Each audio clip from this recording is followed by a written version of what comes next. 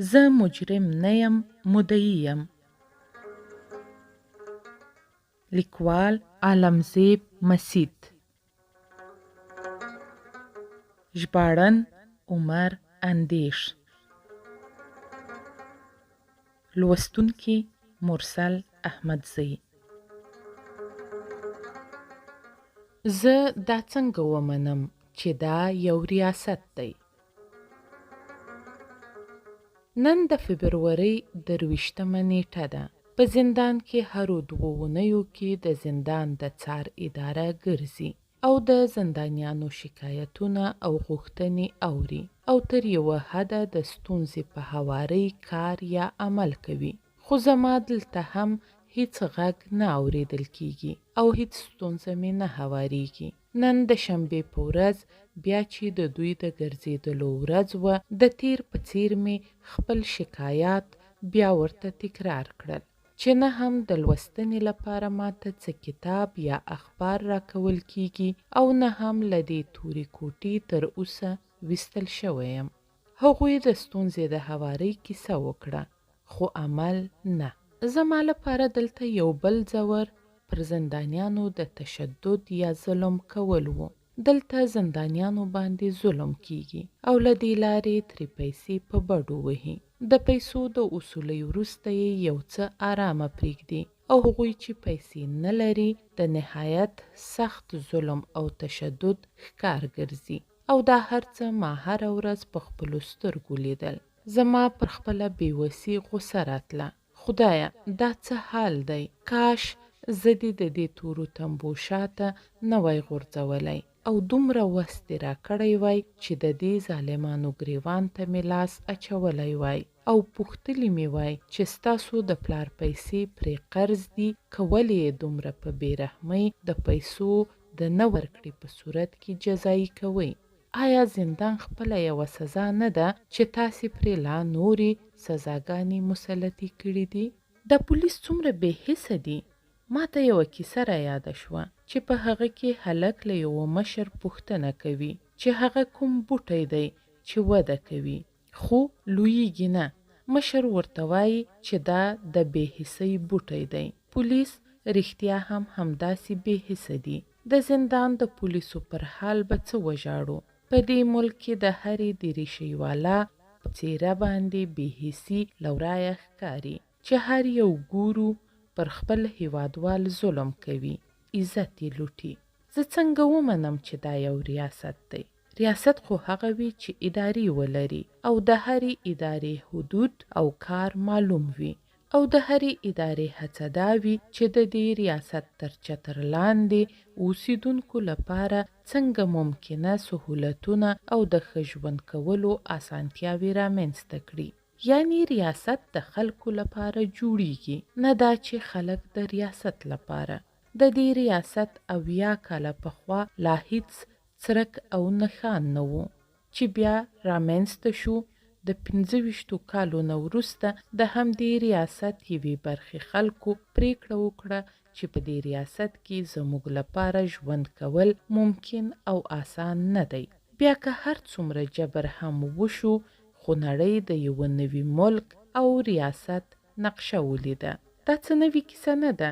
د آدم علیه السلام له راتلو وروسته تاریخ شاهد دی چې زرګونه ریاستونه جوړ شول او بیا تباه او ورک شول.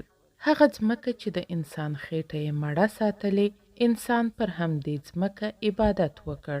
خو مګر کله چې د ځمکې پر مخ وچکالي یا بل افت راغلی، انسان په داسې ډول پرېښې ده چې حتی بیا یې ګوري هم نه. په پخوانیو آثارو کې مو په زرګونه کاله پخواني تمدنونه لیدلي چې په خپل وخت کامیاب ریاستونه وو، مګر اوس یوازې پخواني آثار دي. د خلکو له یوه ریاست سره تر هغه وخته مینه او وفاداري وي چې تر څو یې چې پکې ځان او مال په حفاظت کې وي. په کوم ریاست کې چې د هغوی سره انصاف کیږي، ظلم ورسره نه کیږي، په هغه وخت بیا د دې ریاست لپاره د خپل ځان او مال نه تیر وي، ځکه چې هغه ویره لري چې که یاد ریاست نابود او دښمن لخوا ونیول شي، زما ځان او مال به په خطر کې شي. له ما څخه زما د نیولو پر لومړۍ شپه د استخباراتو یو افسر وپوښتل چې آیا تاسو نه پوهیږئ چې ریاست مور ده او مور ته څوک کنځا نه کوي؟ په یوه کور کې د ورونو ترمنځ شخړه کیږي مګر مور ته کنځا نه کیږي. زما په سترګو توره پټۍ تړل شوې وه او په لاسونو او پښو کې مې حد کړی وې. ما به هغه څه پوی کړی وای چې بالاخره مور په کوم اساس ده. خو دومره مې ورته وویل چې ستاسو لومړی دا خبره غلطه ده چې دې مختوري ریاست ته مور وایي، او دوهمه خبره ده چې تاسې دا خبره عادي مه ګڼئ. دلته خو یو ورور سراسر ظلم کوي، ټول واکي انحصار کړی دی.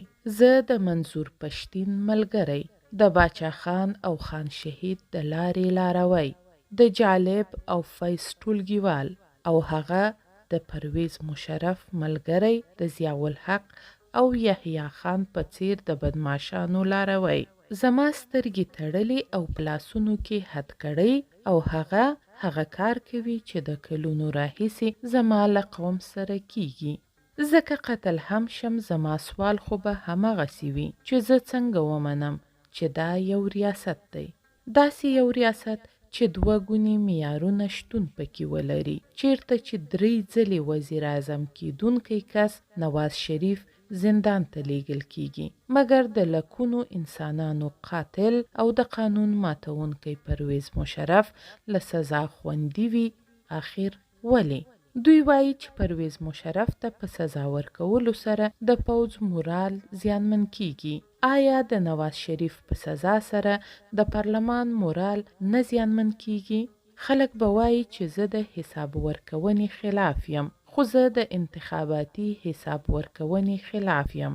ولې په دې هیواد کې عمومي حساب او قاعده نشي جوړېدی؟ خلک به وایي چې زه د سرمایه گذارۍ خلاف یم، خو زه د خاصو سرمایه‌دارو ادارو په لاسونو کې د تمرکز خلاف یم. آیا په دې هیواد کې بیروکراسي، پارلمان او نورې ادارې چې دي د کور جوړولو، د بورې کارخانې او نور شرکتونه د خپلو ګټو لپاره رامنځته کولای شي؟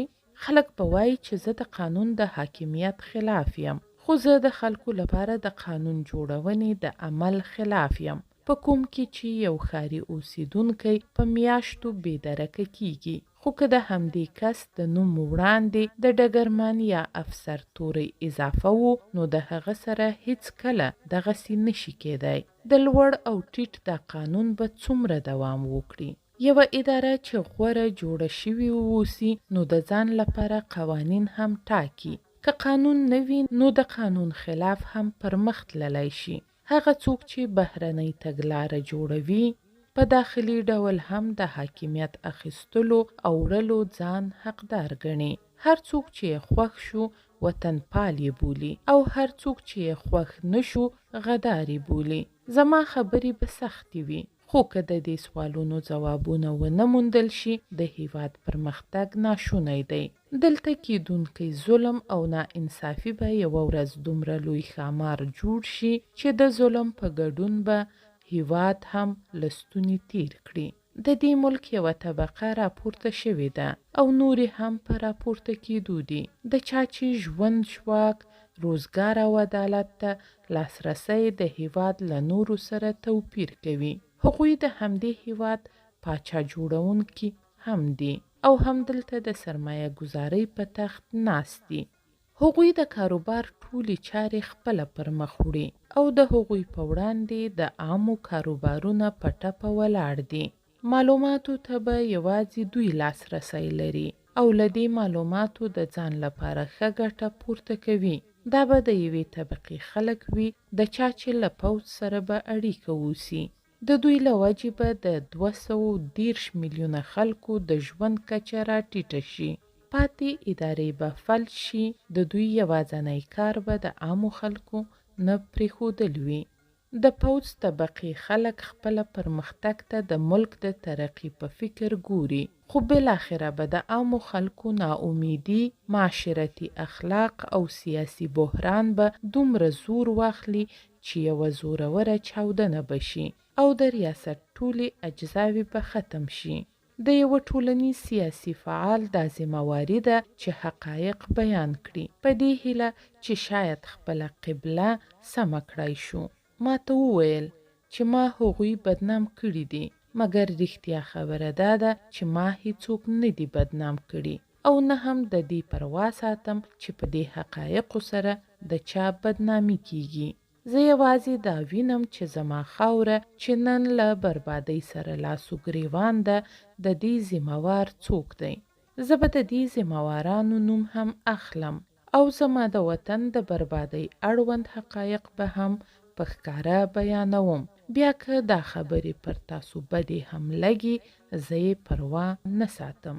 اوس څه باید وشي؟ یا دوی باید پرېښودل شي څه چې کوي هغه څه چې د خدایي ادعا ده. د واکمنانو جوړول او له منځه وړل د خدایي ادعا ده. خلکو ته عزت او ذلت ورکول، د خلکو لاپته کول او بغیر له عدالته یې قتل کول دا ټول د خدایي د کولو دعوه ده. افسوس زموږ دینی علما هم د هغوی پر وړاندې غږ نه پورته کوي. ما د یو عالم خبره اوریده. دا هغه عالم دی چې په سوشل میډیا کې پراخې ویډیوګانې ښکته پورته کیږي. هغه وایي شکر چې پوځ د دیموکراسۍ ودې ته اجازه نه ورکوي. پوځ د دې هیواد تر ټولو ډیر وفادار ځواک دی. پوځ ښه پوهیږي چې څوک د دې هیواد لپاره صحیح او څوک غلط دی. په هر صورت موږ ولیدل چې هر کله چې یو دیکتاتور واک ته ورسی هغه د هیواد عزت، مذهب او اخلاق د خرڅلاو لپاره سودا ته کېښودل. دلته په ډیرو طریقو جبر او زیاتی سره د خلکو ذهن سازي کیږي. د هغوی پوهول آسان نه دي چې دا ډول فکر غلط یا کفر دی. که څوک د وطن وفادار یا غدار بلل کیږي نو په کوم اساس به بلل کیږي؟ په قرآن کریم کې الله جل جلاله فرمایي څوک چې د الله سبحانه وتعالی په لاره کې شخړه کوي دوی باید له پوهې، استدلال او څرګند ثبوت پرته خبرې ونه کړي. که چاته دغه اختیار ورکړل شي چې هغه یو څوک د وطن خواخوږی یا غدار مقرر کړي، خلک بغیر له عدالته لاپته او قتل کړي، خپل خلک له حساب ورکونې څخه ژغوري او خپله ګټه هغومره پالي څومره یې چې زړه غواړي. که دوی ته دا اختیار ورکړل شي زما په شمول هیڅوک پرې هیڅ ډول نیوکه ونه کړي، خو دومره خو دې وویل شي چې دوی ته د کوم عصري سیاسي علومو په اساس یا دینی تعلیماتو په وسیله اجازه ورکړل شوې ده یا دوی د دې اختیاراتو لپاره کوم ثبوت یا دلیل لري. د کومو روشنفکري لیکنو په بنسټ یا کوم اسلامي کتاب یا قرآن دوی ته د دې اختیاراتو اجازه ورکړې ده؟ آیا موږ له هغوی سره لیکلي دغسې تړون کړی دی چې دوی ته د دې کړنو حق دی؟ که چیرې د دې سوالونو ځواب نه وي نو بیا که موږ وځورول شو یا په زندانونو کې بندي شو زموږ دا غږ کله هم نشي خپ کولی او نه هم موږ اخیستلی شي.